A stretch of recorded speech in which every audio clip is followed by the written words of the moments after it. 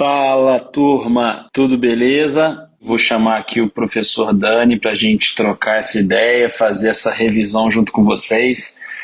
É um prazer estar aqui em mais uma segunda-feira, mais uma revisão. Hoje, revisão sobre córnea, tema essencial na aprovação de vocês.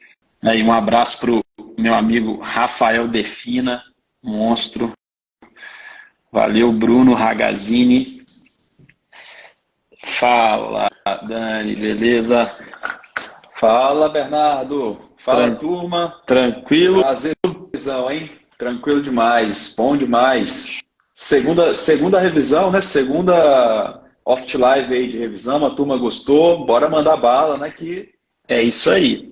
vamos lá, galera aí, né? E a gente tem um compromisso com vocês, né? A gente tem um compromisso de estar aqui às segundas-feiras. O pessoal falou, até quando vão essas revisões? A minha resposta foi, ó, não tem prazo.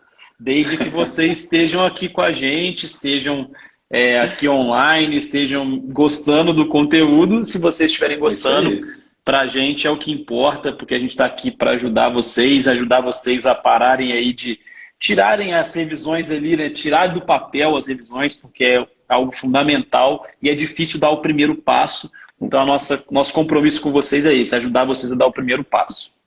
O mais importante é começar, né? Depois que você começa, você vai pegando ali, você vai criando músculo ali na revisão, aí vai ficando mais fácil, pessoal. Semana a semana, pequenas metas, você vai derrubando ali o conteúdo. Então, na semana passada a gente falou de alguns temas de órbita, né? Particularmente parte de tumores de órbita, que é uma parte que o pessoal aí tem uma certa dificuldade, tem com razão, não é um tema fácil, mas a gente deu algumas dicas aí para a turma.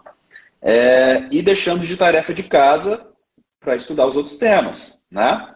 Então, até perguntar aí para o pessoal aí, quem estudou, reviu, bases de órbita, Graves, né? Então é importante ter esse trabalho em conjunto, né? Para a gente conseguir revisar com eficiência, né, Bernardo? É isso aí, era um compromisso que a gente tinha pedido para o pessoal, né? Para fazer o dever de casa e estudar o resto de órbita. Então fala aí pra gente quem estudou órbita. Aí, a Caroline já deu check, falou que cumpriu ali a missão.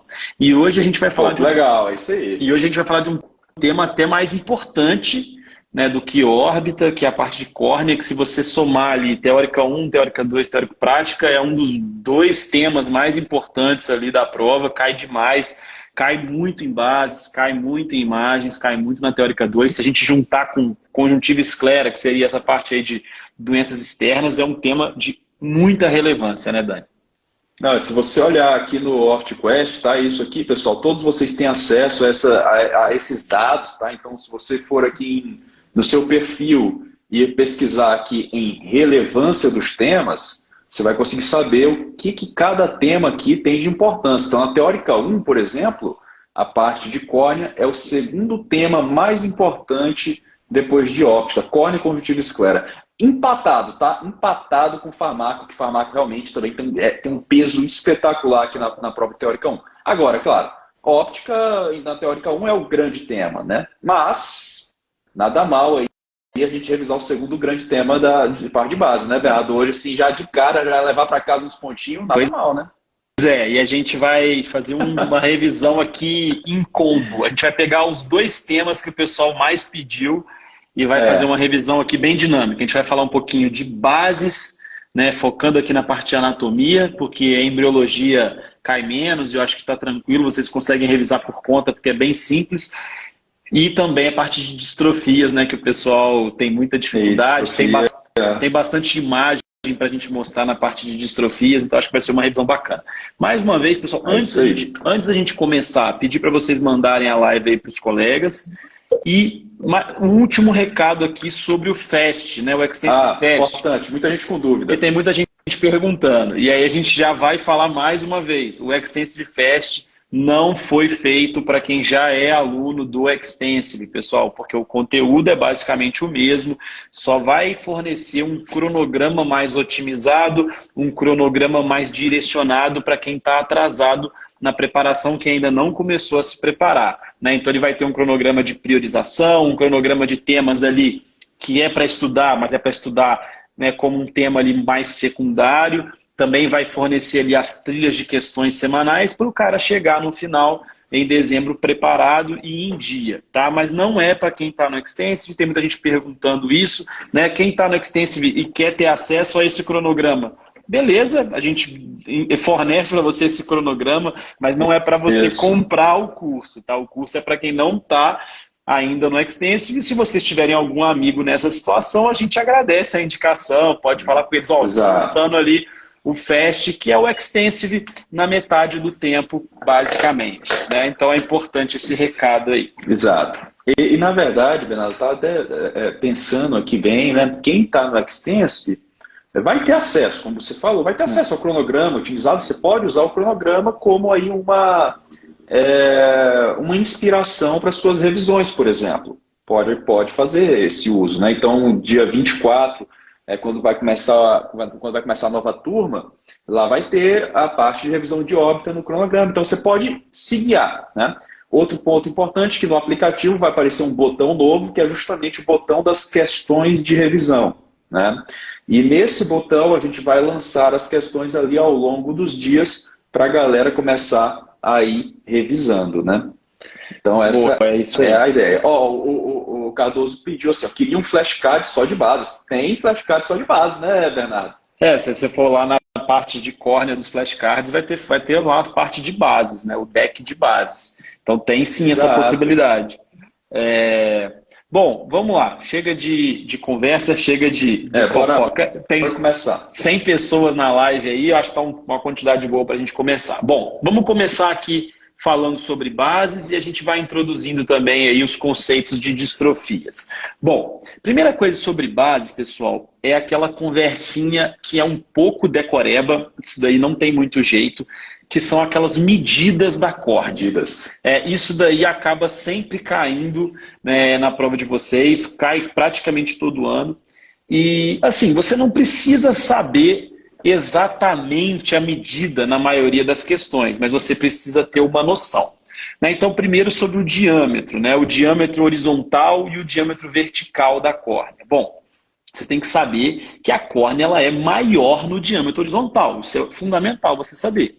Se quiser saber algo a mais, beleza, 11,7 na horizontal, 10,7 na vertical. Mas é fundamental saber que o diâmetro horizontal é o maior diâmetro, porque isso muitas vezes vai te dar a questão. Bom, segunda decoreba que você precisa saber, sobre raio de curvatura. Tá? A córnea ela é mais curva na face posterior. Tá? A face posterior é mais curva, só que o raio de curvatura é inversamente proporcional a isso. Então, o raio de curvatura posterior ele é menor do que o raio de curvatura anterior. E isso representa uma face posterior mais curva.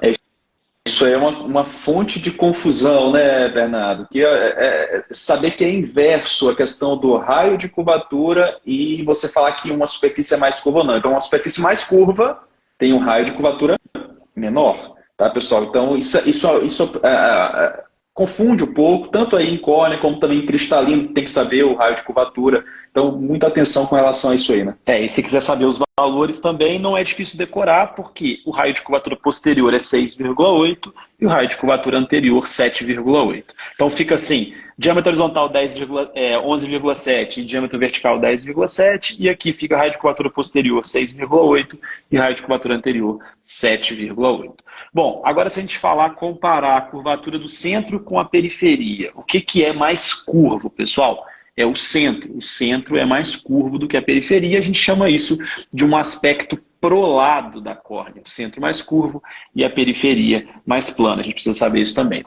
Espessura da córnea, a gente precisa saber também. Ela é mais fina no centro, tá? 520 micrômetros mais ou menos, e ela é mais espessa na periferia, daí mais ou menos 700 micrômetros, beleza? Temos que saber também esse detalhe. Por fim, a gente precisa saber que a dioptria da face anterior é mais 49 dioptrias, tá? A face anterior é uma lente positiva de mais 49 dioptrias e a face posterior é uma lente negativa de menos 6 dioptrias. E isso vai totalizar os mais 43 dioptrias da córnea, que a gente fala ali da córnea como um todo. Né? Então, essas medidas a gente precisa saber, e é muito importante, então eu vou recapitular. Ela é maior no diâmetro horizontal do que no vertical, ela é mais curva na face posterior, o centro é mais curvo do que a periferia, o centro ele é mais fino do que a periferia, e a dioptria da face anterior é mais 49 e da face posterior menos 6, beleza? Então, sabendo essas medidas, você acerta uma questão de prova geralmente. Isso aí é bem frequente cair, né? Ele vai misturar esses conceitos nas alternativas, tá? Então, basicamente, essas medidas aí a gente precisa saber. Sabendo essas medidas, a gente consegue entrar na parte mais histológica da córnea e ir passando aqui pelas camadas. Né? Começando do externo para o interno. Bom, do externo a gente tem que falar de epitélio. Epitélio cai bastante, tem várias particularidades que a gente precisa saber. Né? Bases de córnea é um assunto certo na sua prova. Sobre epitélio, primeira coisa, a espessura do epitélio. Mais ou menos 50 micrômetros. Então, tranquilo de gravar. E 10% da espessura da córnea. Eu não falei que a córnea ali no centro tem 520 micrômetros, o epitélio 50 micrômetros, 10% da espessura da córnea. E a gente tem que classificar esse epitélio. É importante a gente saber classificar o nome desse epitélio histologicamente. E isso é interessante até para a gente identificar algumas características. É um epitélio pavimentoso, estratificado, não queratinizado, com microvilosidades. O que significa isso? Pavimentoso, porque as células da superfície são achatadas. São células pavimentosas, por isso ele é pavimentoso. Estratificado, porque tem várias camadas. Não queratinizado, porque não tem queratina. Queratina é pele, né? Não tem nada a ver com a córnea. E tem microvilosidades. Tá? Então, esse é o epitélio da córnea. E a gente tem que agora falar de cada uma das camadas, subcamadas do epitélio. A camada de células superficiais são essas células achatadas que eu falei para vocês, que dão até esse nome de pavimentoso para o epitélio. São 2 a 3 camadas de células, tá? Então não é uma única camada não, são 2 a 3 camadas de células. Alguns detalhes importantes sobre as células superficiais. Primeiro, o tipo de junção intercelular que elas têm. E é bem lógico a gente saber, a gente entender, né, que as junções ali têm que ser bem firmes, têm que ser bem estreitas. Porque senão, imagina, a córnea ia ser muito facilmente penetrada por bactérias, se a camada superficial não tivesse junções muito estreitas, a córnea ia ser facilmente hidratada ali pela lágrima, ela ia ressecar demais. Então, olha só, não tem como a gente pensar em outro tipo de junção intercelular que não as junções de oclusão, né? Junções tipo zônulas de oclusão mesmo, que são a barreira epitelial. Tá? Então a barreira epitelial está ali nas células superficiais, através dessas zônulas de oclusão que realmente ocluem totalmente o espaço intercelular, protegendo essa córnea da hiperidratação e das bactérias. Né? Nessas células superficiais que a gente tem também as microvilosidades. E essas microvilosidades são muito importantes para aumentar ali a superfície de troca, troca de oxigênio, troca de gás carbônico, também é fácil de entender. Né? E junto dessas microvilosidades tem um complexo ali de glicoproteínas que é o glicocálice. Esse glicocálice está revestindo essas microvilosidades e ele é importante ali para a adesão da lágrima. Né? Então essas características das células superficiais são importantes. Eu vou mostrar aqui uma imagem histológica. Olha aqui as células superficiais, pessoal. Então, as células superficiais têm esse aspecto pavimentoso, elas são ali achatadas e elas têm microvilosidades. Beleza? Então esses são os aspectos ali mais importantes sobre as células superficiais. Pode falar, Dani. Só prestem atenção ali naquelas células que estão em cima daquela membrana basal que a gente vai discutir isso em distrofias, tá? Então vai pegando esses insights aí, você vê que todo epitélio, né, ele tem que estar em cima de alguma membrana basal, né? Porque senão ele não se fixaria, né? Então, atenção especial para a membrana basal e as células basais, essas conexões por M desmossomos que existem entre as células basais e a membrana basal. Isso vai ser alvo de doença. Isso, a gente vai mostrar aqui. Depois das células superficiais, olha só, marcado de verdinho aqui, tem as células aladas. Células aladas são 2 a 3 camadas de células também, assim como as células superficiais. E elas têm esse nome porque elas têm projeções laterais, tipo asas, né? Aqui nas células aladas eu não tenho mais zônulas de oclusão, que são aquelas junções muito estreitas. Eu tenho junções menos estreitas, que são os desmossomos, beleza? Sobre células aladas, basicamente saber que é um estágio ali de transição, tá? Entre a camada basal e a camada mais superficial, e que eu tenho 2 a 3 camadas de células ali unidas pelos desmossomos. Não tem muita coisa para saber de células aladas. Já na última camada, que é a camada basal, que o Dani estava falando, aí a gente tem bastante coisa para saber. Primeira coisa para saber sobre camada basal, vou mostrar aqui a imagem. Ó. Elas são aqui uma monocamada de células. Então eu tenho só uma camada de células basais. É uma fileira única de células basais. E olha como elas têm uma morfologia diferente. Elas são colunares. Tá? São células bem altas, como vocês podem ver aqui. Opa, até mexi aqui. São células colunares, bem altas, como vocês podem ver aqui. Diferente das células aladas, que eram células de transição, e as células superficiais, que eram células aqui bem achatadas. O que é importante sobre as células basais? Primeiro, que elas vão unir entre si por desmossomos, tá? Assim como as células aladas, e elas vão se ligar à membrana basal através do M-desmossomo. E faz muito sentido, né? Porque o desmossomo liga 2 células. A metade de um desmossomo liga a célula com a sua membrana basal, porque não tem célula na membrana basal ali se ligando. Ela é uma camada ali de colágeno e tudo mais. Então é o M-desmossomo, metade de um desmossomo. Qual que é a importância das células da camada basal? Elas que vão realizar as mitoses. É a única camada da córnea do epitélio da córnea que realiza mitoses. E essas mitoses vão ser importantes para repor as células da camada de células aladas e também as células superficiais, que vão se desprendendo ali a cada 7 a 10 dias. Então essas mitoses são fundamentais, porque as células superficiais se desprendem a cada 10 dias, as células aladas ficam mais superficiais, tornam-se células superficiais, e quem repõe essas células, justamente as células da camada basal.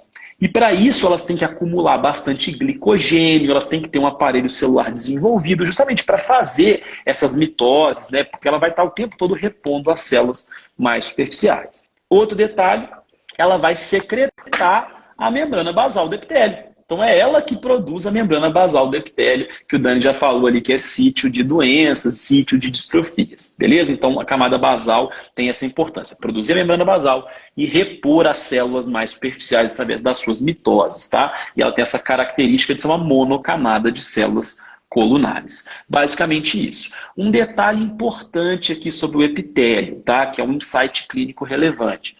O epitélio pode ser sede de depósitos, tá? Depósitos associados a medicações, que vão caracterizar o que a gente chama de córnea verticillata, né? Que é aquele depósito que é bem conhecido, né? A córnea verticillata, que tem associação ali com o uso de cloroquina, o uso de amiodarona e também a doença de Fabry. Tá? Esses depósitos eles acontecem ali no epitélio, beleza? Bom, falando um pouquinho de membrana basal agora, antes de passar a palavra aqui para o Dani. A membrana basal do epitélio, como eu já disse, ela vai ser secretada pelas células basais e é onde o epitélio vai se apoiar, né? E aqui já uma dica que a gente sempre fala em aula, né?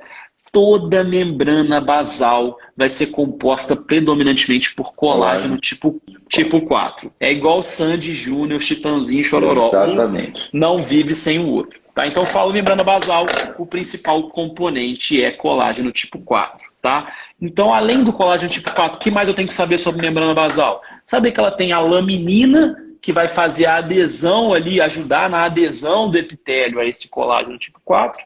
Vai ter a fibronectina, que é um elemento importante ali, que vai se depositar nas lesões corneanas. Então, um primeiro elemento que se deposita ali no caso de uma úlcera, por exemplo, é essa fibronectina. E ela vai ter também as fibrilas de ancoragem. As fibrilas de ancoragem são feitas de colágeno tipo 7 e vai ancorar a membrana basal nos colágenos mais profundos ali do estroma, principalmente colágeno tipo 1 e tipo 3. Tá? Então, sobre epitélio e membrana basal, é basicamente isso. E agora, na nossa dinâmica aqui, a gente combinou do Dani agora fala das distrofias que acometem ali o epitélio e a membrana basal para a gente ir fazendo esse jogo aqui com vocês. Legal, né? Aplicando a parte clínica com a parte de bases, né? Bem bacana, pessoal. Olha só. Acho que quem aí gosta do tema distrofias, vai mandando aí. Quem domina o tema distrofias. Se não domina, a gente vai passar que a gente vai te dar uma ajuda hoje aqui nesse momento, né? Olha só. Quando a gente pensa em distrofia, a primeira coisa que eu quero que vocês gravem, isso vai ser para todas, tá? Antes de eu entrar em epitélio, mas eu quero que vocês gravem o jeito da distrofia. O que é o jeitão dessa doença, né? Quero que vocês gravem o seguinte. Distrofia, pessoal, é uma doença bilateral, uma doença de causa genética e, portanto, se é de causa genética, vai ser bilateral. Ok. Se é de causa genética, se manifesta geralmente mais precoce na vida e vai piorando ao longo da vida. Até aqui é só raciocínio. Você não está decorando nada. Raciocínio. E não tem característica inflamatória, é uma doença genética. Então, essas características que eu te falei aqui, já foi perguntado em prova. Já é uma questãozinha que eu estou te dando aqui. Então, doença bilateral, de início precoce, que vai evoluindo, que alteram ali a transparência da córnea, que não tem característica inflamatória, tudo isso são características do jeitão das distrofias. Agora, o que mais cai se eu sei que é uma doença genética, qual é a genética envolvida nas distrofias? Manda aí, e olha, vocês sabem, podem mandar aí, porque eu tenho certeza que vocês sabem qual é a principal genética das distrofias da córnea. Vamos lá, manda aí, pessoal, vamos ver se o pessoal tá lembrando, né? Agora, existem 3 principais que não seguem a regra geral aí da genética aí das distrofias da córnea, né?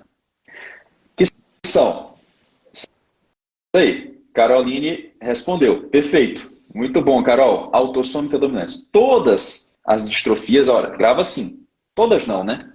A maioria das distrofias são autossômicas dominantes. Agora, me diz uma coisa. Quais são as exceções?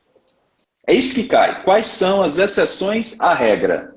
Praticamente todas são autossômicas dominantes, mas tem umas que são exceções. Manda aí pra gente. Eu quero a participação de vocês aí, porque quem participa grava mais, né, Bernardo? Quem ensina, grava mais, né? Assim? É isso então, aí. Lá. Vamos ver se vocês estão lembrando, né? Então, autossômica dominante, essa é a grande informação que vocês têm que ter, mas tem aí 3 principais, né? São 3 principais. Macular, opa, já é uma, beleza. As 3 máculas de Shed, tá certo? A galera tá botando quente aí, ó. Vamos lá. As 3 máculas gelatinosas. Aí você pode falar também de Shed, de Biet, tá certo. Ó, as 3. Látice, tipo 3. Máculas, macular. Gelatinosa, distrofia gelatinosa. Shed pode ser, cara, a imensa maioria de Shed é autossômica recessiva, inclusive tem livros que estão questionando a existência da forma autossômica dominante. E Biet, se você ler lá no CBO, existe uma linha do CBO que fala que é autossômica recessiva. Então tá todo mundo certo aí, é isso aí. As 3 máculas gelatinosas de Shed e Biet. O Vitor, ele encerrou... Sumarizou ali. Exato. Sumarizou, legal. Agora a gente consegue entrar... o Bernardo chegou aqui no epitélio, né? Vamos falar de distrofia do epitélio. E aqui, realmente, agora que a gente sabe o geralzão das distrofias, né? O que cai ali do geralzão, a gente tem que começar a falar das específicas aí em cada camada. E quando a gente fala de epitélio, cara, aqui a gente tem a mais importante, já de cara, assim, já está dado para você o que mais cai geralmente, que é a chamada distrofia microcística de Coogan. Distrofia microcística de Coogan. Eu não preciso falar que ela é autossômica dominante, vocês já sabem, né? Já sabem aí. Mas o que eu tenho que falar para vocês, esse nome não é o que eu mais gosto, tá? Não é o que eu mais gosto. Por quê? Porque essa distrofia, ela é causada... O que acontece nela? Você tem ali um espessamento na membrana basal, que o professor Bernardo acabou de falar. É uma membrana basal doente. Ela é espessada. Ela perde um pouco dos M-desmossomos, questão de prova. Tá? Ela perde um pouco dos M-desmossomos, logo tem uma adesão ruim. Se eu tenho uma adesão ruim, o que vai começar a acontecer com o meu paciente? Esse epitélio pode descolar. Assim? Mas, ó, a Lorena já sabe qual é o nome que eu gosto, tá? O nome que eu gosto é esse aí. Porque, olha só, pessoal, vamos lá. O que acontece? Eu começo a ter uma membrana basal espessa. E aí essa membrana basal espessa, olha o que começa a acontecer. Vamos lá.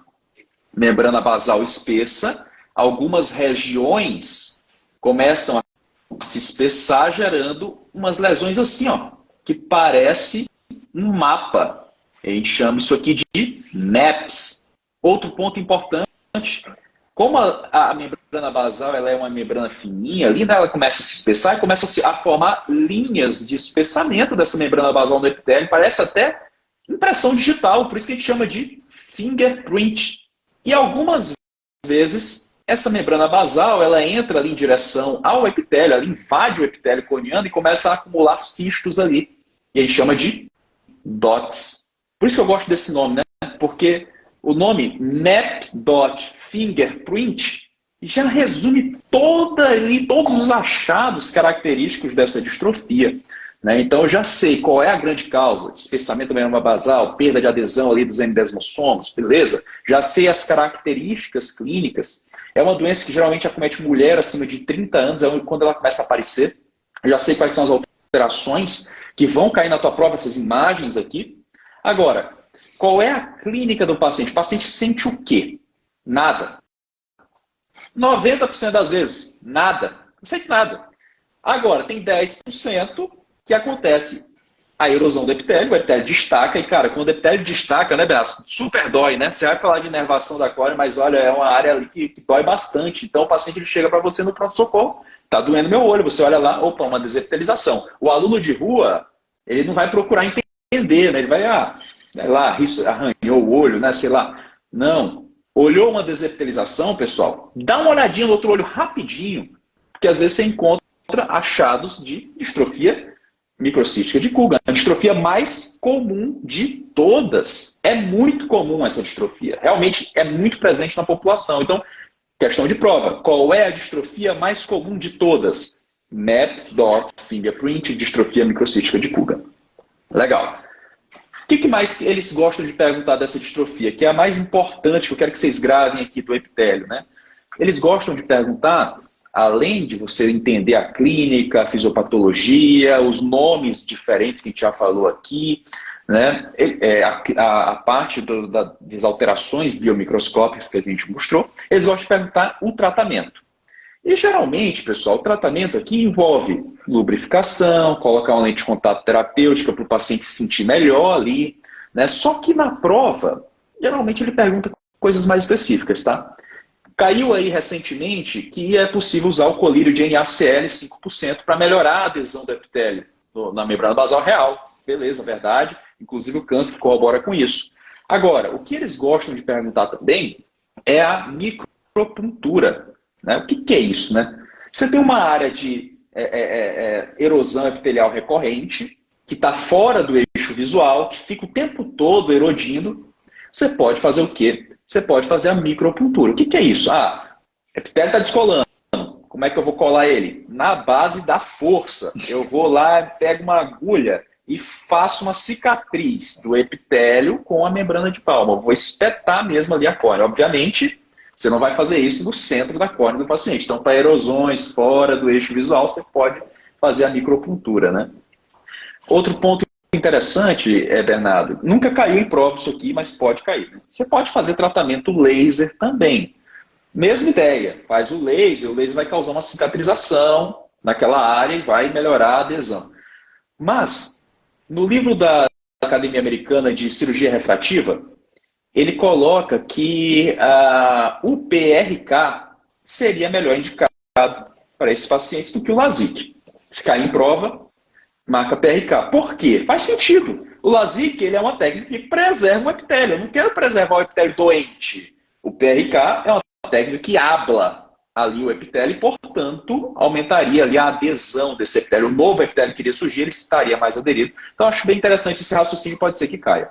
Então, eu acho que aqui eu já encerro aí a participação da parte clínica dentro de bases aí de córnea. Perfeito, perfeito. Vamos seguir, que tem bastante assunto para a gente ver e bastante distrofia para a gente comentar ainda. Bom, abaixo do epitélio e da membrana basal tem uma estrutura ali que não tem muita informação para a gente gravar, que é a Baumann.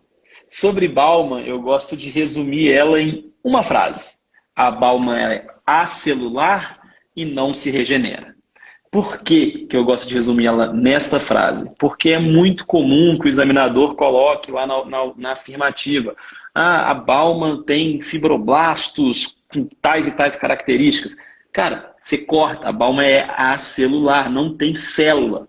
Tá? E ela não se regenera. Por quê? Porque ele quer te confundir com a DCM, que é uma outra camada da córnea que tem uma boa capacidade regenerativa. Tá? Então grava assim, Bauman, acelular e não se regenera. Bom, se ela é acelular, o que tem na Bauman? A Bauman basicamente tem ali um agregado de colágeno, principalmente colágeno tipo 1, mas também outros colágenos, tipo 5, tipo 6, tipo 7, e eles estão mais desorganizados, tá? Diferentemente ali do colágeno do estroma, que tem uma organização ali muito bacaninha, aqui não, um colágeno meio desorganizado. É só isso que a gente precisa saber de Bauman, mas ela pode ser sede de distrofias, né, Dani? Então eu vou passar a palavra para você. Com certeza. Beleza, então chegamos na Bauman. Na Bauman, a gente tem uma distrofia principal, duas para falar aqui, só que uma que realmente você tem que ter uma atenção maior, a outra é só decorar um termo, é só uma palavra. Então, e a imagem, né? A imagem, que é uma parte que cai muito em imagem, né? Então, assim, pessoal, genética vocês sabem, a gente não precisa discutir que é autossômico e dominante. Lá o Vitor já sumarizou tudo pra gente, não precisa discutir isso não, né? Agora, o que acontece na distrofia da Bauman, né? A principal que nós temos é a distrofia de Reis-Bucklers. Essa é a principal. O que acontece na Reis-Bucklers, pessoal? Uma fibrose progressiva na Bauman. Mas só tem uma fibrose progressiva ali daquela região da Bauman. Tá, e qual é o efeito disso, né? A gente sabe, pessoal, que aquela região da Bauman está perto ali da membrana basal do epitélio. A gente acabou de sair aqui, né, do epitélio, então está perto. Inevitavelmente, você tem um acometimento ali próximo também.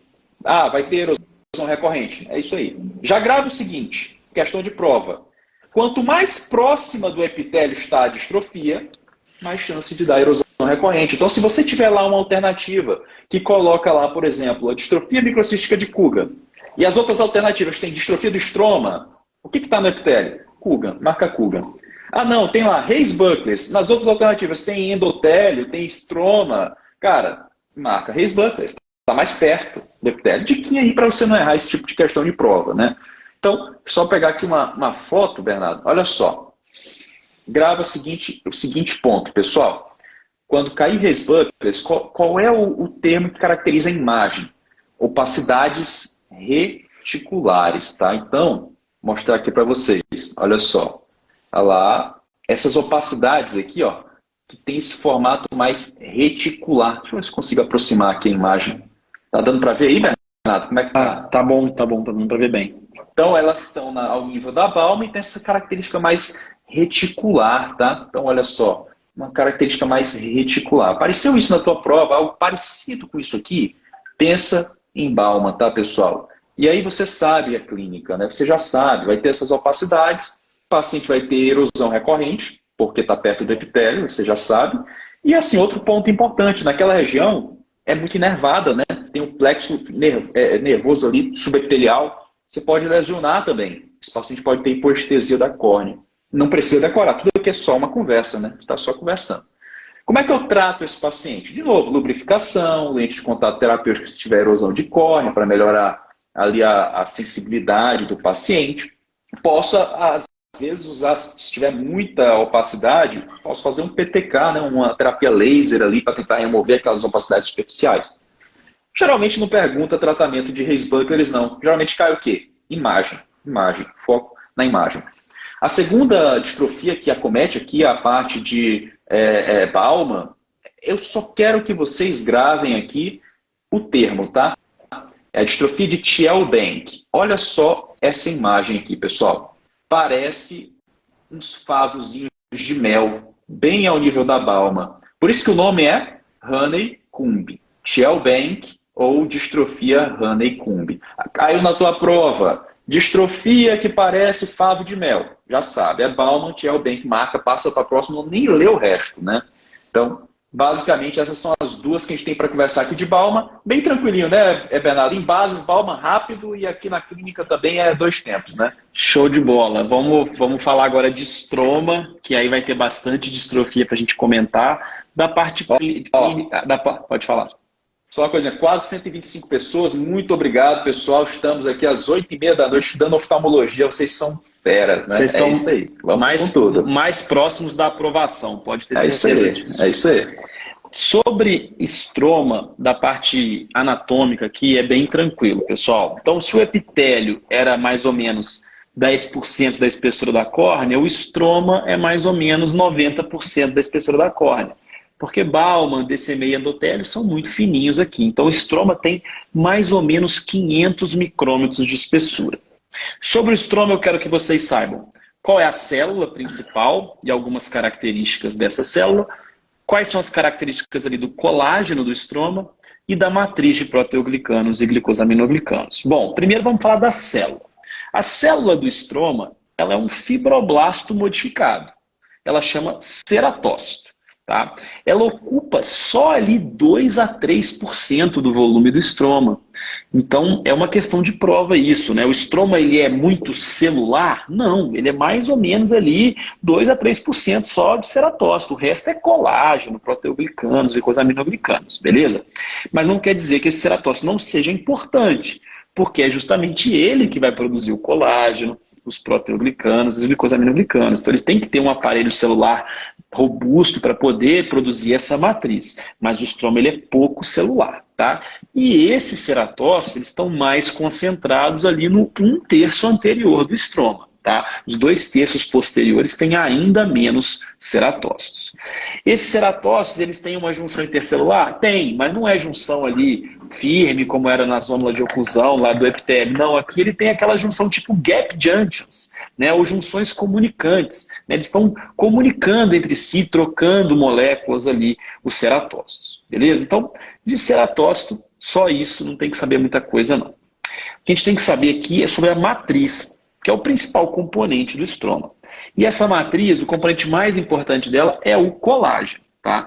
E a pergunta mais batida de prova é o colágeno, qual é o tipo de colágeno mais comum do estroma, né? E aí é muito fácil, pessoal. O colágeno tipo 1 é o mais importante, é o principal, tanto da córnea quanto da esclera, tá? Então o colágeno tipo 1 é o mais importante. Outra pergunta muito batida de prova é: o que faz a córnea ser transparente, né? O que faz a córnea ter essa característica transparente? Diversos aspectos, mas um dos mais importantes é o arranjo desse colágeno. Esse colágeno ele tem um arranjo regular, paralelo e com espaçamento das fibrilas constante. Tá?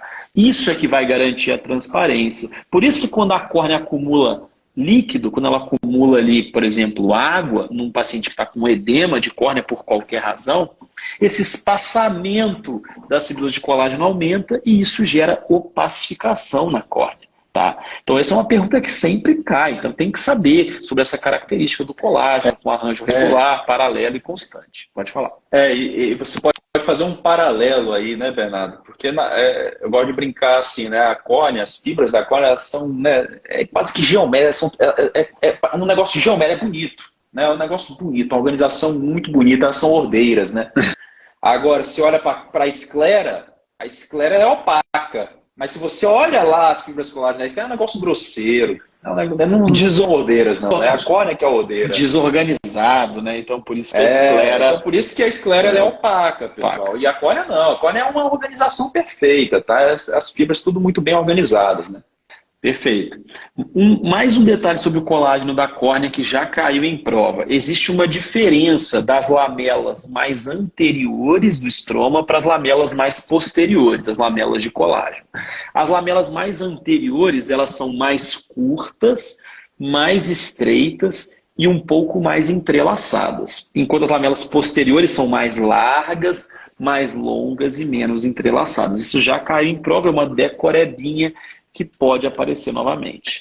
Por fim, a gente... Base é assim, né, cara? Não tem jeito. É por isso que alguns alunos têm dificuldade realmente, e eu considero que, na minha opinião, eu acho a prova de base a mais difícil, porque Você entender que as fibras do colágeno anterior é diferente do colágeno. Isso você não vai ver na sua prática, né? Aí é muito importante fazer bastante questão, né? Porque realmente não é algo do dia a dia. Uma atenção, né? A gente tem especial para bases, cara. Quando dá, né? Quando faz sentido, a gente tenta fazer algumas associações, mas tem coisas que realmente é um pouco mais de decoreba. Por fim, o estroma também tem a matriz de proteoglicanos e glicosaminoglicanos, que basicamente a função dos proteoglicanos e glicosaminoglicanos é reter água e, dessa forma, garantir aquele espaçamento regular das fibrilas de colágeno. Tá? Então, para isso que ele serve.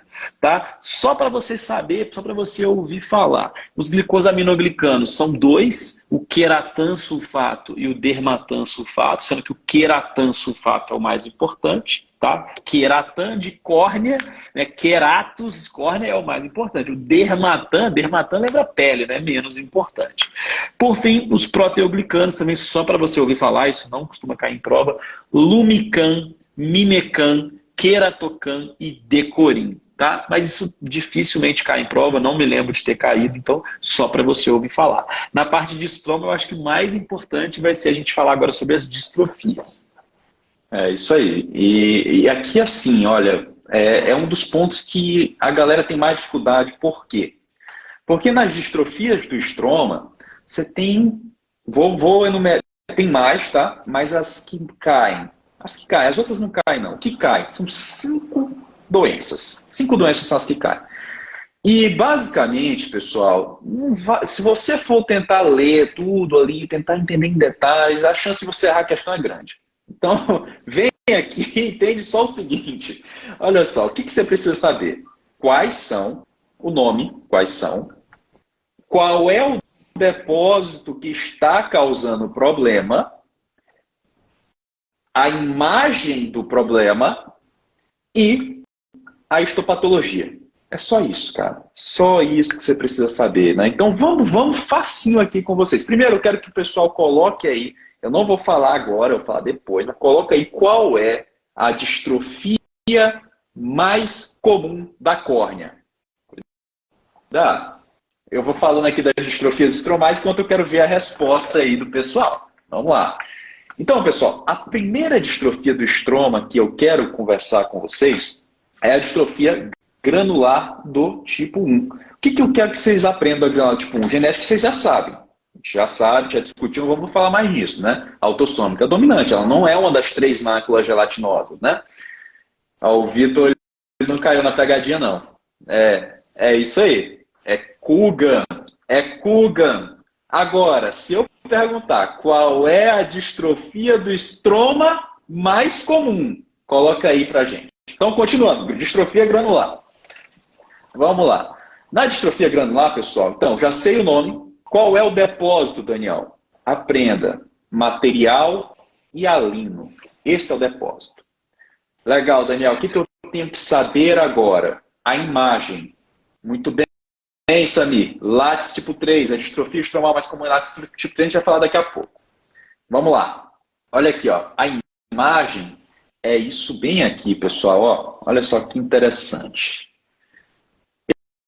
Eu gosto de... Isso aqui, no livro, ele chama de migalha de pão. Parece, né? Na minha cabeça, parece uns floquinhos de neve também. Mas isso aqui já é a autoria Daniel Costa. Grava do livro, migalha de pão, tá? O que é interessante, pessoal? Entenda que entre uma lesão e outra, olha como a córnea é normal. É normal, é saudável, transparente, tá vendo? Isso aqui é muito importante para você poder diferenciar quando a gente for falar da macular, tá? Porque pode confundir na prova. Mas, ó, eu sei agora que a granular tem essas lesões aqui meio esbranquiçadinhas e migalha de pão e a parte da córnea entre as lesões é saudável. Legal. Já sei, então, o nome da doença, o depósito, já sei a imagem, eu tenho que saber da histopatologia. Na histopatologia, o depósito hialino aqui, ó, aqui no estroma, aqui um pouquinho mais perto da Baumann, aqui, ó, ele tem essa aparência de azul com vermelho, tá vendo? Essa imagem é imagem para prova, pessoal. Tem que gravar isso aqui, tem que saber qual é o corante aqui. É o tricrômico de Masson.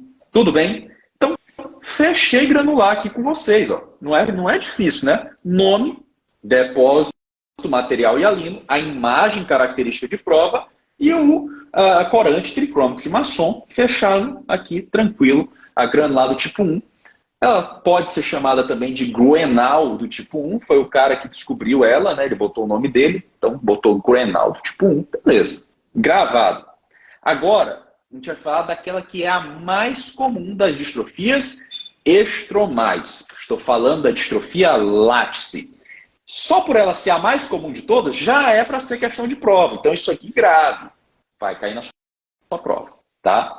Legal, já sei o nome da doença, látice. Agora, eu preciso saber qual é o depósito. Pessoal, o depósito é o depósito amiloide. Depósito amiloide, aquele que a gente estuda lá na época do medicurso, lá na NEF, lembra? Depósito amiloide, você já sabe qual é o corante. Eu quero que vocês coloquem aí qual é o corante, tá? Qual é o corante histopatológico que a gente usa para ver o amiloide. Vocês lembram, lá da residência. Enquanto isso, acompanha comigo aqui, ó, a imagem biomicroscópica, né? Olha só. A imagem biomicroscópica são essas linhas refráteis. Olha que interessante. Essas linhas aqui, ó, refráteis. Isso aqui é látice. Olhou isso aqui? Distrofia látice. Não tem nem o que discutir, tá, pessoal? Legal. Depósito amiloide. Como é que eu vejo na histopatologia? Essa coloração aqui, ó, vermelha. Por quê? Porque quem cora aqui, ó, é o que a Fabiane falou. Vermelho Congo. Vermelho Congo, depósito amiloide. Não tem erro, tá? Depósito amiloide, vermelho Congo. Caiu na sua prova lá.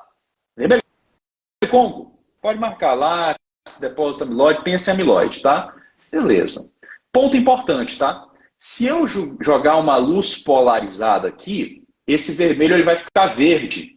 É o que a gente chama de birrefringência positiva, um verde maçã, sabe? Isso pode cair. Então, vamos lá, vamos recapitular aqui. O que eu tenho que saber de látice? Aqui eu tenho que saber um pouquinho mais, né? A mais comum de todas.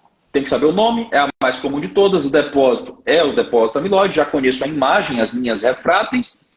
E a histopatologia é o vermelho Congo, que vai revelar, né? Só que látice, cara, tem mais detalhe, a gente tem que conversar, né? Existem 3 tipos de látice. O que eu tenho que saber? A tipo 1 é aquela que tem as linhas mais finas, elas são mais delicadas. Essas linhas do látice são mais delicadas. Na tipo 2, eu tenho látice na córnea e tenho um problema sistêmico. Amiloidose sistêmica, depósito amiloide sistemicamente, é o que a gente chama de meretoja. O paciente tem depósito de amiloide na face, tem uma face característica, alteração de nervos periféricos, doença de meretoja, é a tipo 2. E a tipo 3, eu tenho látices mais grosseiros, linhas mais grossas, refráteis mais grossas na córnea, a córnea mais grosseira. Não é para você gravar.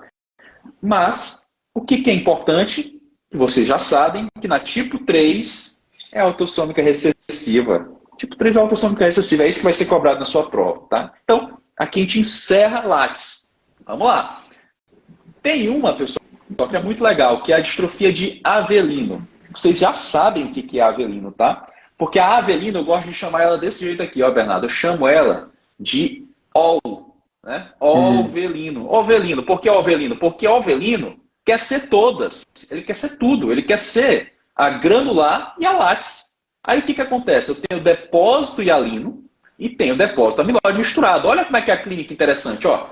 Parece aqui, ó. O que acontece? Ó, parece aqui uma granular, tá vendo? Essas lesõezinhas aqui, ó, parece granular. E de repente tem uma linha refrátil aqui, ó.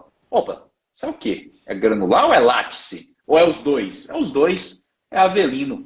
Essa é a distrofia de Avelino. Só isso que eu quero que vocês lembrem dela. Então, bacana, né? A gente já passou aqui pelas 3 principais de prova. Tem mais 3 para a gente conversar. Coisa rápida, tá? Distrofia de Schneider, ou também chamada de distrofia cristalina. O que eu tenho que saber? Já sei a genética, a gente não vai conversar sobre isso. Eu preciso saber qual é o depósito. Aqui o depósito é lipídio, colesterol, fosfolipídio. Daniel, qual é a imagem? Pessoal, essa imagem é muito clássica, tá? O que eu vou ver? Eu vou ver esses cristais aqui de lipídio, de colesterol, por isso cristalina. E olha que legal, né? Olha que interessante. Esse aqui é um paciente jovem, mas ó, ele tem halo senil. Olha só, como é que é um jovem com halo senil, né? Pessoal, lembra? Halo senil é depósito lipídico.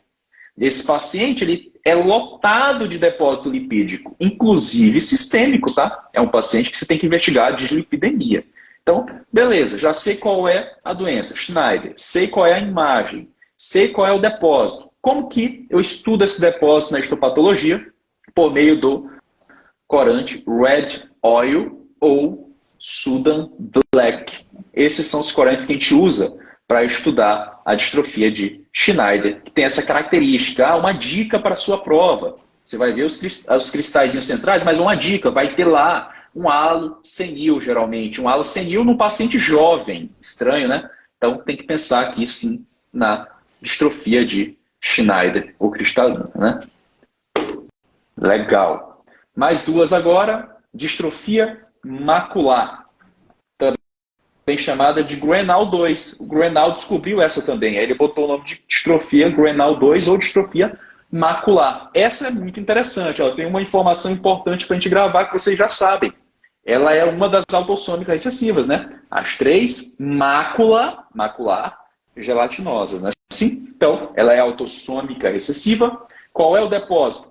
Glicosaminoglicanos ou proteoglicanos. Você pode encontrar assim na sua prova. Qual é a imagem? Essa é a imagem típica de uma distrofia aqui, ó, macular. Olha que interessante, né?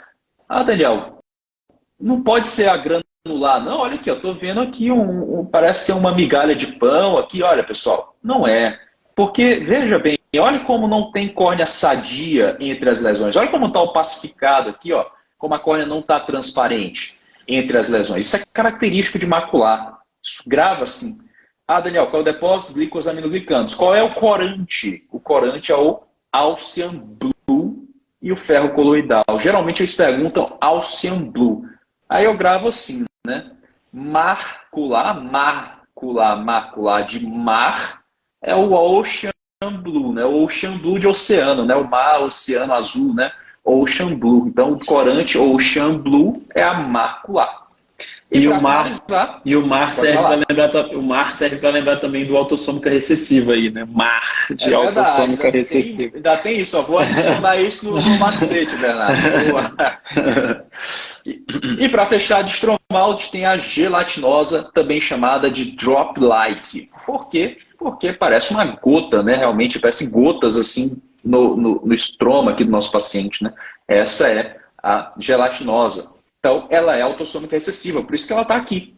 Tá? Depósito o quê? Amiloide. A gente já sabe que amiloide cora com vermelho Congo. Então, é isso que você tem que saber aqui da gelatinosa, né? Então, assim, Bernardo, só para resumir mesmo tudo que falou aqui, isso aqui é o mais importante, pessoal. Tira um print aqui dessa foto, ó, isso aqui é o mais importante.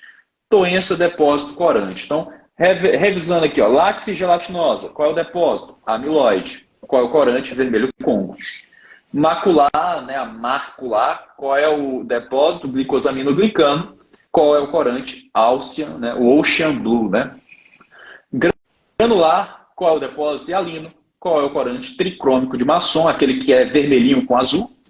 Schneider, qual é o depósito? Lipídios. Qual é o corante? Red Oil ou Sudan Black B. Então grava aí, tira o print. Guarda isso aí, que isso aqui vai te dar uma questãozinha no final da prova aí, né? Quando a gente chegar lá. E tem aquele macetinho manjado também da Marilyn Monroe, Always Get Her Man in LA City, que também o pessoal usa para lembrar. Mas esse seu quadrinho aí eu acho que é mais elegante. Eu não uso esse aí, velho. Por quê? Porque o cara que não tá ligado no inglês, ele fica assim no mato sem cachorro, né? Verdade. Mas eu acho que as distrofias estromais aí são a parte mais importante das distrofias. Cai muito na prova de imagens, né, Dani? Então sempre cai lâmina, sempre cai. Então tem que saber. Ó, vamos dar uma enriquecida aqui na live, porque a galera tá aí, ó, 122 pessoas até agora discutindo, pô, muito legal. Olha só, olha essa imagem aqui, pessoal. Deixa eu dar uma enriquecida aqui na live, ó. Olha que legal. O que vocês acham que é isso aqui? Vocês já sabem, né? Ó, o que parece isso aqui? Manda aí. O que parece isso aqui, pessoal? Ó, tem aqui uns depósitos com, parece, né, aquela migalha de pão. Aí de repente tem uma linha por aqui no meio. Né? O que parece? Lateral, né? Distrofia, né? Ah, mas que distrofia, né? Assim que eles perguntam, né? Isso aqui, pessoal, questão de 2023. Quem manda aí? Manda a resposta aí, ó. Opa, ó, Zelina, é isso aí. É isso aí que caiu na prova esse ano, tá? 2023, então tá aqui a distrofia, ele colocou aqui um OCT de câmara anterior para você ver que tem depósitos aqui no estroma, né? Para entender, é uma distrofia estromal, né? Só que o que ele pergunta é o quê? Ele quer saber qual é o corante. É o que a gente sabe, né, pessoal? A gente já decorou o nome da doença, a gente decorou a imagem, a gente sabe qual é o corante, né? Se é alvelino, alvelino tem amiloide do látice e tem também material hialino da granular. Então, vermelho Congo e tricrômico de Masson. Questão bem bacana, né, Bernardo? Questão elegante, bem elegante, mas assim, quem não estava ligado na imagem, nem no OCT de segmento anterior, dava para matar assim na malandragem de prova, né? Assim, pô, só tem uma distrofia que mistura vermelho do Congo e tricrômico de Masson. Não tem nenhuma outra que tem, tipo... Nenhuma outra mistura. Vermelho do Congo com Alcian Blue, sabe? Então, assim, a malícia de prova às vezes é importante na prova de imagens. Eu falo isso porque, cara, nem todo mundo tem contato com o OCT de segmento anterior, nem todo mundo poderia matar ali na biomicroscopia o diagnóstico. Então, nessas horas, a malícia de prova, na prova de imagens, vale muito a pena. Às vezes, a prova de imagens, você tem que ter essa manha. Assim, pô, às vezes a imagem não está matando pela imagem, dá uma olhada nas alternativas e tenta fazer esse raciocínio, porque é bem frequente você conseguir matar a questão. E um outro ponto legal, você vê que a gente respondeu a questão de imagem, a gente nem viu enunciado. Cara, a imagem, ela tá aqui para te ajudar, ela não tá aqui para te prejudicar, entendeu? Verdade. Tem que ir com essa mentalidade, ela tá para te ajudar. Exatamente. Entendeu? Bom, vamos lá, para a gente não deixar passar muito do horário, vamos falar agora da membrana de DCB, pessoal. Então, abaixo, já falamos ali de epitélio, membrana basal, Baumann, estroma. Agora a gente está falando da DCB, que é a membrana basal do endotélio. Tá? Então, primeira dica, primeiro comentário, quem que secreta a DCB, pessoal? O endotélio, a membrana basal do endotélio, secretada pelo endotélio. Bom, o que tem de importante aqui? Primeiro, a DCB ela é muito flexível, ela é elástica e ela tem sim capacidade de regeneração. Então ela é diferente da Baumann nesse aspecto, tá? Isso a questão de prova muitas vezes vai brincar com você. Então a DCB regenera, a Baumann não regenera. Outro detalhe que eu vou mostrar até uma imagem para ilustrar melhor para vocês é que a DCB ela tem duas porções. A porção mais anterior aqui, ó, mais próxima do estroma, percebam que ela é uma porção que a gente chama de laminada ou bandeada. Essa porção ela é embrionária, ela é produzida no período pré-natal. Já essa porção maior, posterior, ela é chamada não bandeada, olha só, ela não tem essas lâminas, tá? Não laminada, e ela é pós-natal. Ela vai sendo produzida pelo endotélio ao longo da vida, tá? Então, a gente nasce com a porção mais anterior, essa porção laminada, e a porção posterior vai sendo produzida pelo endotélio ao longo da vida. E aí, já ajuda a gente a lembrar um outro detalhe, que se o endotélio vai secretando mais e mais DCM ao longo da vida, a DCM vai tornar-se mais espessa com o envelhecimento. Então, é outra questão típica de prova. Ele falar que a DCM fica mais fina com o envelhecimento, não. Ela vai ficando mais espessa. Só para ilustrar aqui, não precisa decorar, 3 a 4 micrômetros ao nascimento e quase 12, 14 micrômetros na idade adulta. Por quê? Porque o endotélio vai secretando mais e mais DCM.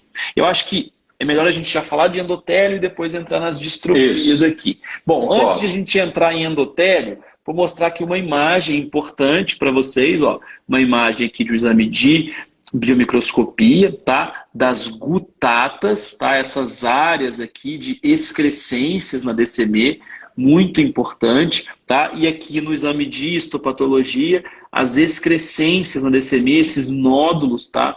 São nódulos que têm um significado patológico, tem um significado aqui de risco de descompensação endotelial pós-cirurgia de catarata e podem ser um marcador de uma distrofia que a gente chama de distrofia de Fuchs, a gente vai mostrar daqui a pouco. Antes da gente falar de Fuchs, vamos terminar aqui falando do endotélio. Do endotélio não tem muita coisa para saber, é tranquilo. Ó, primeiro, O endotélio é uma monocamada de células, tá? Então é uma única camada de células. Essas células, elas têm uma morfologia bem característica, que é uma morfologia hexagonal. E elas são células, Dani, que trabalham muito, tá? Elas trabalham demais. E para isso elas têm que ter ali um núcleo robusto, organelas, têm que ter muitas mitocôndrias, porque elas têm um metabolismo aeróbico muito forte. Elas estão o tempo todo fazendo metabolismo aeróbico, por isso elas têm que ter essas mitocôndrias desenvolvidas, elas têm que produzir muito ATP. Por que elas têm que produzir muito ATP? Para nutrir, suprir ali a bomba endotelial, que a gente vai falar daqui a pouquinho. Tá? É a segunda estrutura do olho que mais consome ATP, tá? Só perde para o fotorreceptor. Então é tranquilo, a questão de prova falar que o endotélio tem pouca mitocôndria, que o endotélio tem pouca organela. Não, ele está produzindo ATP o tempo todo para ali fazer a bomba endotelial funcionar. Tá? Detalhe importante. Não tem desmossomos e nem hemidesmossomos no endotélio, tá? Isso é coisa de epitélio, tá, pessoal? Aqui não tem desmossomo, hemidesmossomo. Se falar isso na alternativa, tá errado. O que a gente tem no endotélio? A gente tem aquelas zônulas de oclusão, que são aquelas junções muito estreitas que ocluem totalmente o espaço intercelular. E faz sentido, né? Imagina só, se eu não tivesse zona de oclusão no endotélio, a córnea ia hidratar toda, o humor aquoso ali da câmara anterior ia hidratar a córnea. Então tem que ter zona de oclusão impedindo essa hidratação da córnea. E também tem algumas gap junctions, algumas junções comunicantes ali para permitir troca de substâncias entre as células. Tá? Um detalhe importante, mitose é muito raro no endotélio. Tá? É muito raro. Se fosse comum mitose, não ia ter tanta descompensação endotelial pós-cirurgia. Isso é uma belezinha, né? Mitose no endotélio é praticamente uma coisa assim raríssima, tá? O endotélio ele vai se regenerar por migração, por rearranjo celular e pelo aumento do diâmetro das células. Então, se eu perco a célula endotelial, as células adjacentes vão crescer, vão se espalhar, vão se rearranjar para ocupar aquele espaço, beleza? Densidade do endotélio. A densidade do endotélio ela vai caindo ao longo da vida. A gente nasce ali com quase 4.000 células por milímetro quadrado e na idade adulta a gente vai ter ali mais 2.000 células mais ou menos, tá? Então é importante a gente saber que a densidade vai caindo. Por quê? Porque as células vão morrendo e não tem mitose para substituir. Se isso vai acontecendo, é tranquilo a gente entender que a gente vai ter que ter um aumento do tamanho das células com o tempo. A gente chama isso de polimegatismo. Já que antes eu tinha 4.000 células por milímetro quadrado, agora eu tenho 2.000 células por milímetro quadrado na idade adulta, é fácil entender que as células vão ter que aumentar. Isso chama polimegatismo. Faz parte do envelhecimento, mas não tem um limite, né? Então você vai analisar antes de operar seu paciente, vai analisar uma microscopia especular, vai ver como é que está a densidade endotelial, como é que está o índice de polimegatismo, porque se as células estão muito grandes, se a densidade endotelial está muito baixa, pode ser um marcador de risco de descompensação pós-operatória. E tem mais um detalhe que acontece com o envelhecimento, que é o pleomorfismo, que é a perda daquela hexagonalidade normal das células. Então as células vão aumentando de tamanho e perdendo a hexagonalidade com o envelhecimento.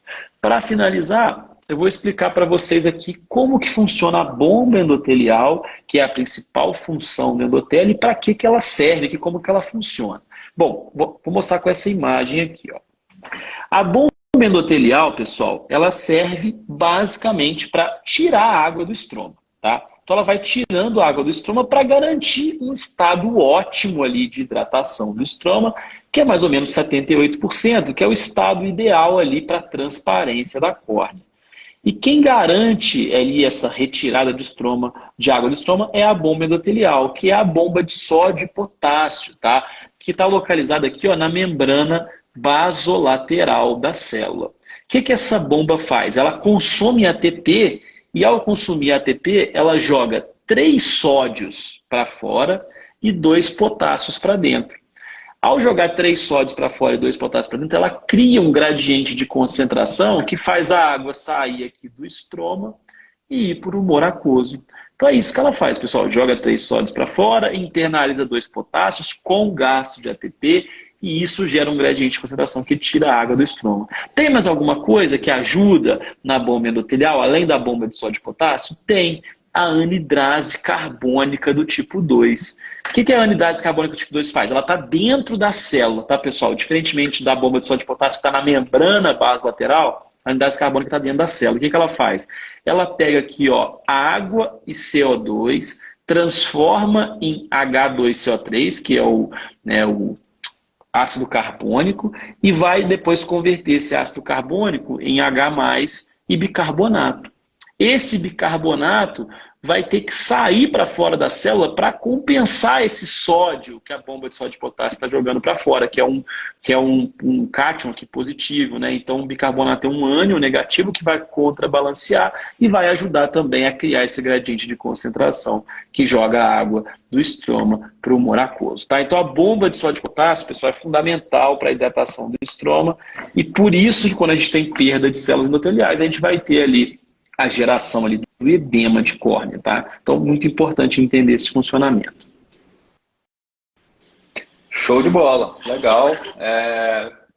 Quase encerrando agora, pessoal, finalizando com as distrofias do endotélio, né?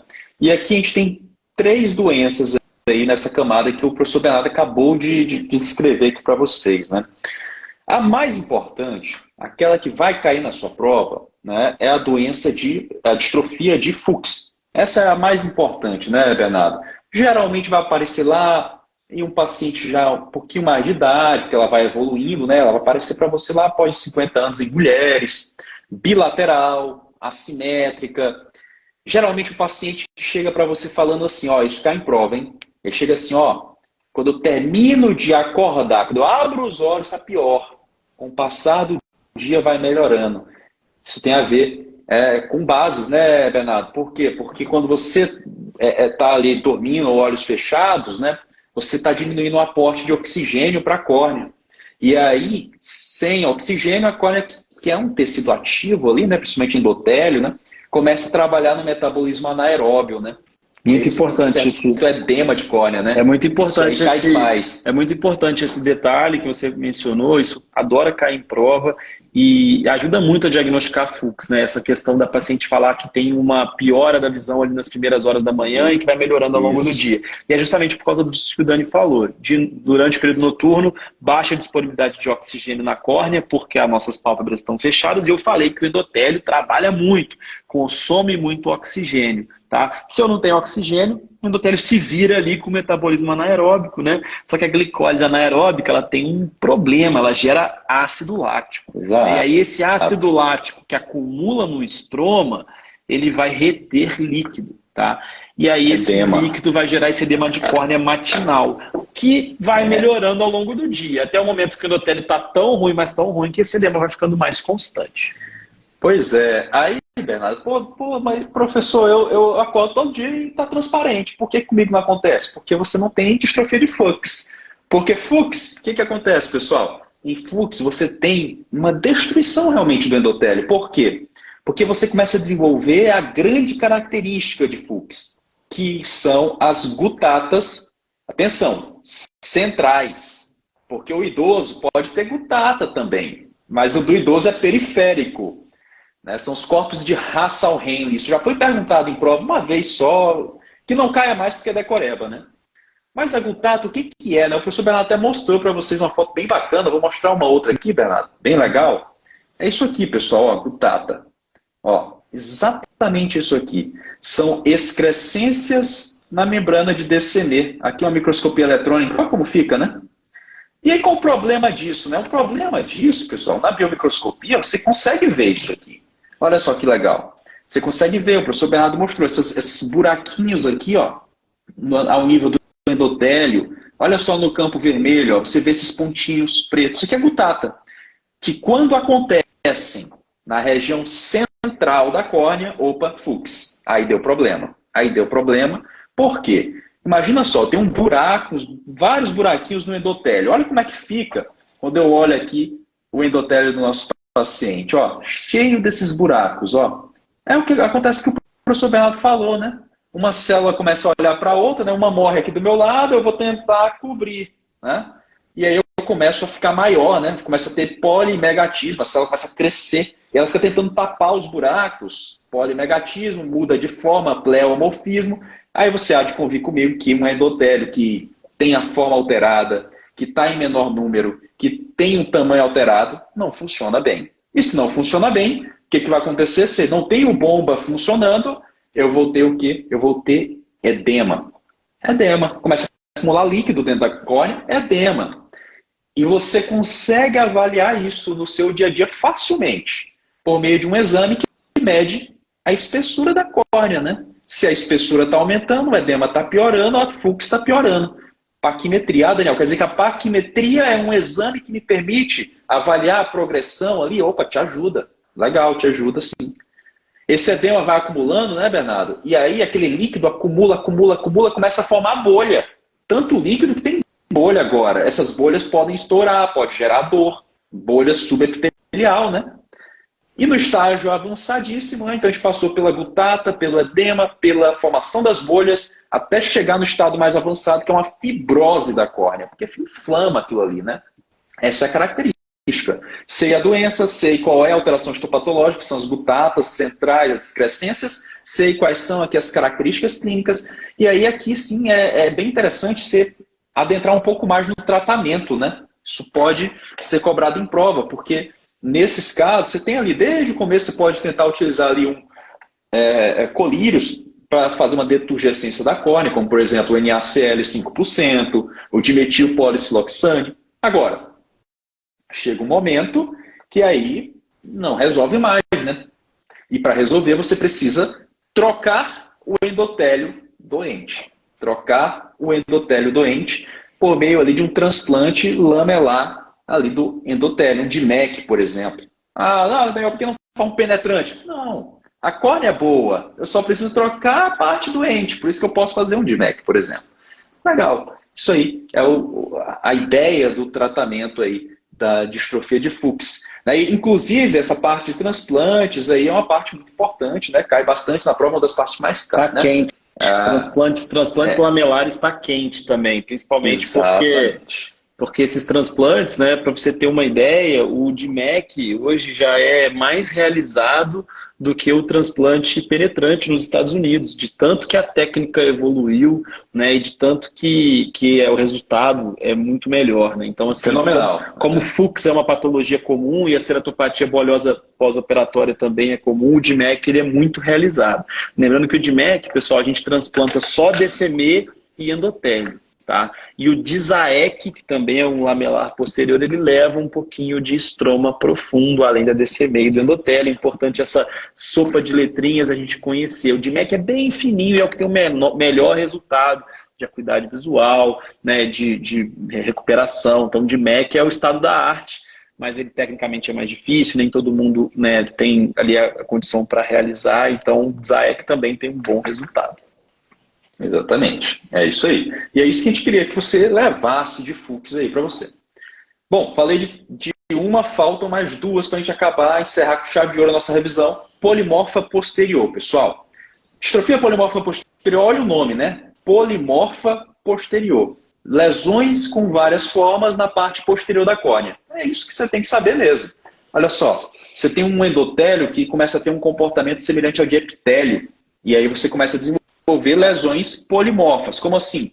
Eu posso ter vesículas na parte posterior da córnea, eu posso ter essas linhas, essas bandas na parte posterior da córnea. Isso aqui é bem clássico, isso aqui aparece bastante.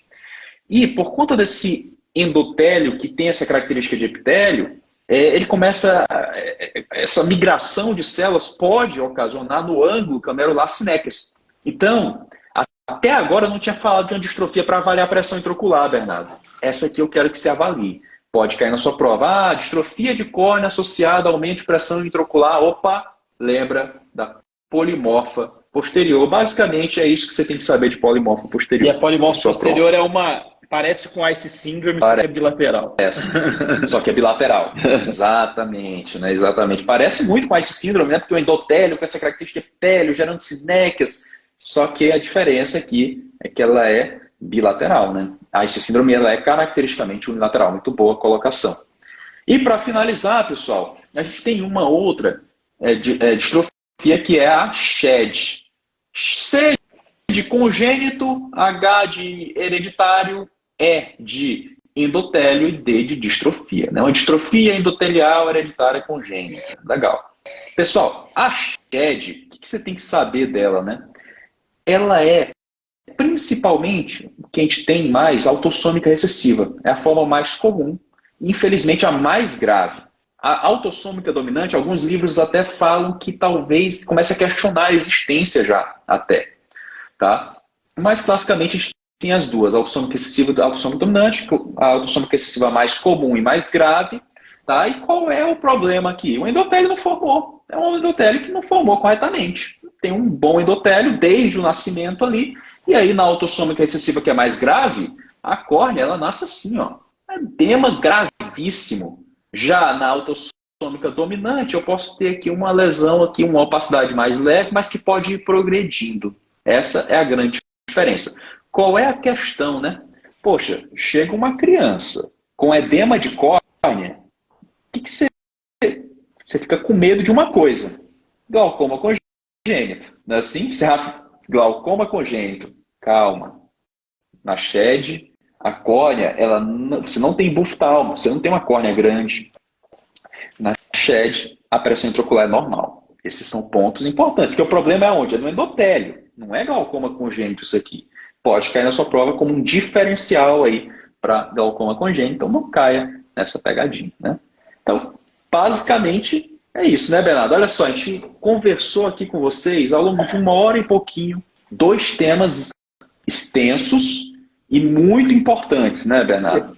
Pois é, vamos dizer que os 10 primeiros minutos foi fofoca, então em 1h05 a gente matou. Em 1h05 a gente matou bases e matou distrofias. Antes da gente encerrar, só queria dar um pitaco sobre inervação, mas muito rápido. Isso. Eu já ia lembrar disso aí. Muito pitaco sobre inervação, muito rápido, pessoal. Primeiro, a córnea ela é muito inervada ou pouco inervada? Isso aí a gente tem que saber, né, pessoal? A córnea ela é muito inervada, é uma das partes mais sensíveis do corpo humano. Tá? Então ela tem uma inervação riquíssima. Quem que inerva a córnea?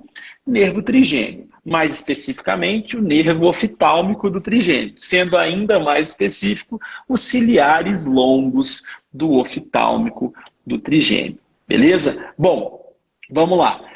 Qual que é a distribuição desses nervos? Como que eles se distribuem na córnea? Fundamental para a sua prova. Eles vão formar um plexo subepitelial e vão distribuir terminações nervosas livres ali para o epitélio. Então o epitélio é a parte mais ricamente inervada. Por isso que desepitelização dói muito, né? Então o epitélio ele é muito rico em inervação. E o centro, ele é mais inervado que a periferia, tá? Então isso é importante. A inervação ela é muito rica no epitélio e principalmente no centro do epitélio. Até onde vai essa inervação? Até o estroma médio, tá? Isso sempre cai em prova, tá? Então até o estroma médio a gente tem inervação. É o que mais cai em prova. Não tem inervação. Estroma posterior, DCM e endotélio não são inervados, pessoal. Então isso aí despenca em prova, sempre nas alternativas. A inervação do estroma posterior é muito rica, ou da DCM, ou do endotélio é muito rica. Não. A inervação ela é muito rica no epitélio, tem alguma inervação também ali na balma, até o estroma médio, mas estroma posterior, DCM e endotélio não são inervados. Só isso aqui, era só essa palhinha de inervação. Agora dá para encerrar com consciência tranquila, né, Bernardo? Agora tá... Bernardo, queria passar um aviso pro pessoal, né? Primeiro, né, agradecer a presença ao longo de toda a live, pessoal. Mais de 100 pessoas aqui até essa hora estudando oftalmo. Isso é muito importante para a gente criar esse gás de revisão, tá? Tem tarefa para casa, né? Tarefa para casa, poxa. Revise os outros temas de córnea. Se vocês curtiram, a gente pode ainda na semana que vem, como córnea maior, né, Bernardo? A gente pode continuar ainda em córnea, por exemplo. Vocês pedem aí, manda pra gente se vocês acharam legal. Na semana que vem a gente ainda continua em córnea, mas é muito importante que a partir de agora, o quanto antes, se você ainda não começou, ainda dá tempo de começar, reserve uma parte do seu horário noturno. Poxa, em 1 hora a gente revisou 2 temas longos, 2 temas importantes. E aqui conversando, tentando trazer de uma maneira mais didática. Na revisão, você vai mais rápido, né? Você vai mais rápido que isso. Então, você revisaria, o que a gente revisou aqui em 1 hora, você revisaria em meia hora. E isso é importante para você fixar esse conhecimento. Tá? Então, segunda-feira que vem, Ó, o pessoal tá pedindo córnea de novo, Bernardo. Então, córnea de novo segunda-feira que vem, né? Pra gente ir com calma, fazendo as revisões, tá? E muito obrigado aí pela presença da galera. É sempre muito bom. Eu gosto mais de discutir isso aqui. Estamos quase implementando aí mais de uma live por dia, Bernardo. Por semana, por semana. Lives diárias daqui a pouco, né? Bom, pessoal, é isso. Agradecer a presença, falar que a gente está à disposição de vocês. Quem quiser chamar no direct aqui, quiser trocar uma ideia, desabafar, cara, a gente faz isso com prazer, a gente quer ajudar vocês.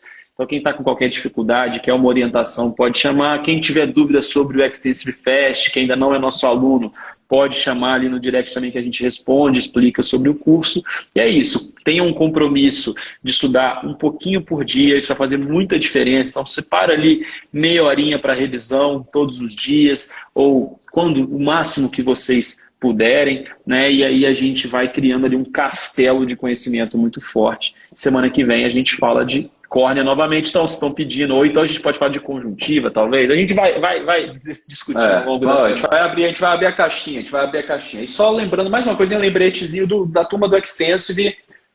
Semana que vem a gente vai dar uma pausa nas clínicas e começar com vocês óptica e refração. A gente vai dar uma pausa, óptica e refração, e a gente volta depois com retina e prossegue nas partes clínicas. Por quê? Porque a gente quer que você já grave esse conteúdo de óptica e refração com antecedência para chegar lá no dia da prova já tendo feito várias questões, já tendo bastante embasamento, né, Bernardo? E não deixem de fazer o simulado que está lá no aplicativo, simulado de glaucoma, neurooftalmo e catarata. É isso, pessoal. Abraço. Show de bola. Valeu. Valeu.